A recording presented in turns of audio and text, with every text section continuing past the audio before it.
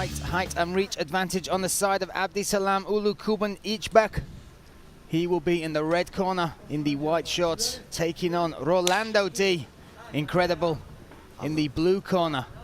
I loved what Kubanychbek did when he was being introduced. He marched into the center of the octagon, laid down the gauntlet. Shades of Junior dos Santos.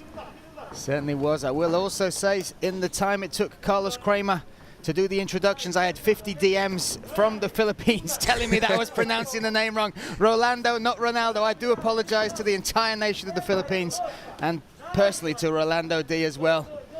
We are set and underway. Rolando Dy mixing up the strikes well here, working the head, working the body, throwing the kicks in. Trying to make it difficult for Abdisalam to get inside. Abdisalam, he just looks tough, doesn't he? He's just got that face of a fighter. Tough in demeanor and tough in his fight style. He's going to continually press forward. He's going to start off with the strikes. Once he's got his measure of the man with those hands, he's probably going to level change and try and get in on the hips. But in all cases, he will be relentless. Rolando Dy keeping that left hand high, or sorry, right hand high, almost as if anticipating something big coming in, but he has that in his locker, just that capacity to counter strike so quickly. Beautiful lead hook. And we have talked a lot about Abdisalam and the run he's on, the 3 fights, the 3 victories, the 3 finishes. But in his last fight, Brave 46, where he took on Saeed Jamolov in the second round, he won that by rear naked choke, but he faced adversity. He got wobbled in that first round. Nice little slip and rip there from Omok. Both guys showing that they've got very dangerous hands, Brian. Dangerous hands, but you can feel the respect between them, Kirik, as well.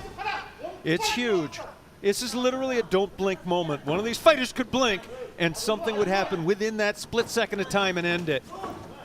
Rolando working the body a little bit to try and come over the top, but both these guys have laser-like precision with their strikes. I'd even go as far as to say the precision is precise. We can see the marks from that precise precision on the face there of Rolando. Omok could try and stay in the outside, point fight a little bit, try and use that reach, but he's not. He's stepping right into the fire, Nice trying to land big shots. Well, the thing I like about his strikes is as he steps in, Rolando is right on the end of those. That range is already there for Abdisalam. Rolando thinking about that counter hook again. There it is. More pressure though coming from Abdisalam. That is one of the weapons he uses. He's always in your face. And what he does so well is he can add just incremental pressure. So every 30-odd seconds that go past, he's adding another degree of pressure. Rolando with the back against the cage. That is like a red rag to a bull for Abdisalam, looking for the takedown now. Rolando splitting the base well, but Omok like a dog with a bone when it comes to his takedowns. Indeed, Phil, indeed. Impressive stuff, taking away the base. High-level grappling once again, Kirik.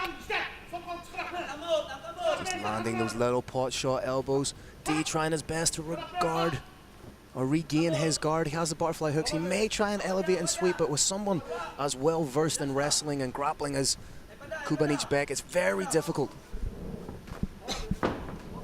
Needs to be wary of the up kick here. But again, just as he tries to get up again, smothered by Omok. There's that figure 4. There's the calves, the ankles shelved. You can escape this, but in order to do so, you have to leave your face open. And when that happens, that happens. What you're seeing right there was an escape.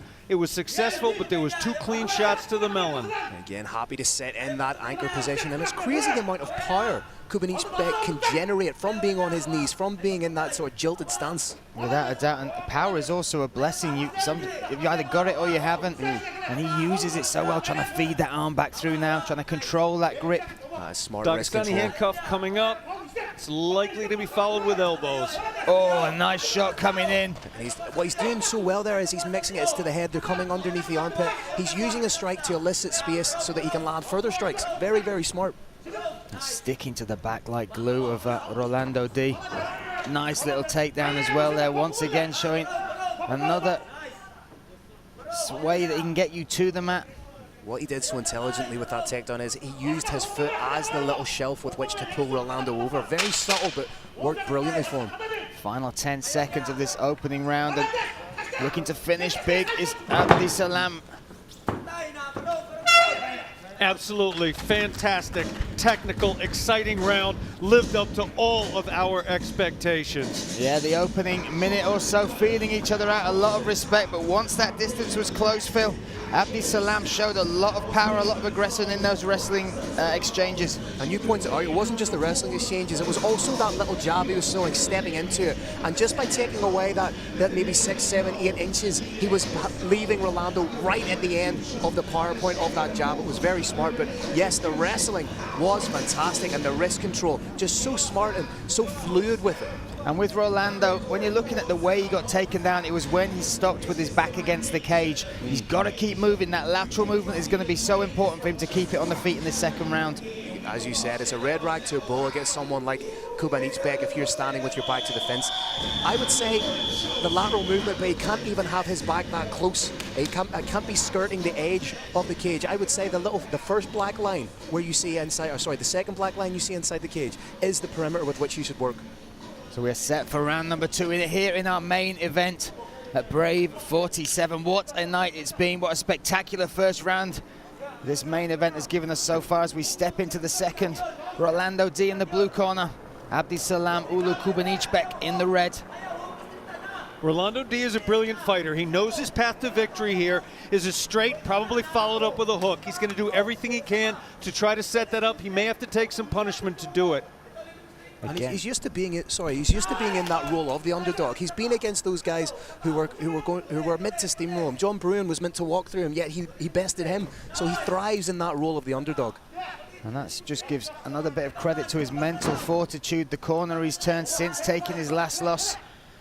But he has got to switch the tides here tonight. Oh, another connection from both fighters there. Nice 1-2 from Kubanychbek. Oh! Nice landing big strikes. Use those strikes to close the distance, Kirik. Dy's got his stance split wide, wide, wide. If he can be taken down here, it is a huge moment for Omar. The stance is split so wide, Brave Nation, that the fighter's hands cannot come together. If Omar's fingers clasp, there's going to be a takedown. If they don't, it's going to be very hard to get it. Looks like those are locked already, Phil. And he's down. Rolando just trying to hold on right now to try and force referee Dickie Larkin to get them back up, but quasi-crucifix from the half-guard position perhaps here. Yeah, forcing him to give up the backs, turn to the side. Oh, and elbows to the ribs. Heavy. That's a bit naughty. Great wrist control again here from Kubanychbek. Just the pressure of this man. You can feel his power, but the way he distributes that pressure onto the opponent beneath him is phenomenal. This is very nearly a frame-by-frame replay of the first round. Omar clearly has a strategy. He's doing exactly what he wants to. Dy is up. He's got to split that stance or he's going to be down again. Nice elbow by Dy, incredible. Nice. We're watching the hands now. If those hands come together, there's going to be a takedown. You look at the way he works his way into that. Now switches to the single, Phil. And then almost transitioned into taking the back, but Rolando did quite well there. He lifted the frame of Kubanychbek up so he couldn't get the hands clasped around the backside for the takedown. But right now Rolando really needs to turn it up with the hands. He's getting caught with some shots here. He has a chin on him for sure. He's eating some big shots coming from Abdisalam. Oh, that was a huge shot straight on again. Looking for his fourth finish inside the Brave cage is Abdisalam Kubanychbek. He's just measuring up for that big straight. Dy incredible, waiting for that head to clear. Brave Nation, when you take a shot to the body, it's cumulative. A shot to the head hurts for 5 to 10 seconds, and then it clears. That's what he's waiting for. Oh, an elbow over the top, just hitting there on the rear of the ear. But then what he does so brilliantly is he lands the strikes and then straight away, boom, in for the takedown. Landed another big couple of elbows there. And he's still got a lot of time on which to work, just under 2 minutes here in the second round. Yeah, 1 minute 45 seconds in this second round of our main event here at Fort Arad. What a spectacular setting this has been. And the fights, the results, the spectacular KOs we've had have lived up to the billing so far tonight. And this main event has been all Abdisalam Kubanychbek so far. Doing a great job of just pushing down the leg of Rolando Dy. Could even skirt across. But he's more than happy to stay in this position and just land huge strikes, body to the head. And Rolando Dy must be thinking, what do I need to do to get this man off me? It's just the elements of control he has as well. You see how he controlled the wrist before that. Now that forward pressure again, those elbows grinding into the chin of Rolando Dy. And again, pins down the arm. Should Rolando Dy be looking to skirt back towards the fence, Kirik? Is that his key to getting back to his feet? He should, but in order to do it, he's going to have to leave his face open a little bit. And at this point, his brain is not in a position to take 3 or 4 more clean shots. So he's hand fighting. He's staying in tight. He's got a knee shield to deny his opponent hip leverage in those strikes, and he's trying to pull the head down, again to deny leverage, and he's hand fighting. He's holding on to those hands. You see some of the damage there just on the right eyebrow. Oh, another clean shot comes with the overhand right there, Phil. Nice work by Rolando to try and regain the guard. But again, it goes back to what we're saying about frequency and continuity by Omog. This is almost like this is his game plan. This is what he does so well. Many people have tried to prevent him from doing it, but that shows just what a specialist he is. Final 10 seconds of this second round. Kubanychbek is a specialist in everything. He can do everything. He can submit. He can strike on the ground. He can strike from standing. He can take his opponent down. He can stop a takedown. He can push his opponent up against the fence. This is mixed martial arts at the highest level that we have the privilege to watch. And you saw the 2 different demeanors after that round. Kubanychbek, a big smile to his corner, calling them in. Whereas Rolando Dy stayed sat where he was. And what would you look for the corner to do now, Phil? They've really got to show him that he's got to step out there and make something happen. Dig deep. Well, that's it exactly, Brian. They know that he has that capacity, but he needs to go out there and, again, it's not dissimilar to fights we've seen earlier. Conceivably, he's down 2 rounds. He needs to go in there and he needs to channel something from deep within him, and he needs to go out there and get the finish. This is where that motivation you talked about comes into play. The fight's over. Oh, the fight's over. Oh, there we go. Call on the stool, guys. Unable to answer the bell for the 3rd and final round, understandably so. And such respect between these 2 warriors. Oh, a little dig at the end. You said he had a round in him left, Phil. He's still trying to work the body, but guys, this is only one of 4 Brave Combat Federation shows in the arena. What a standard has been set. The bar is incredibly high. Follow that. Let's hand it to the man in the middle, Mr. Carlos Kramer. All right, Brave Nation, what an incredible way to end this historic night.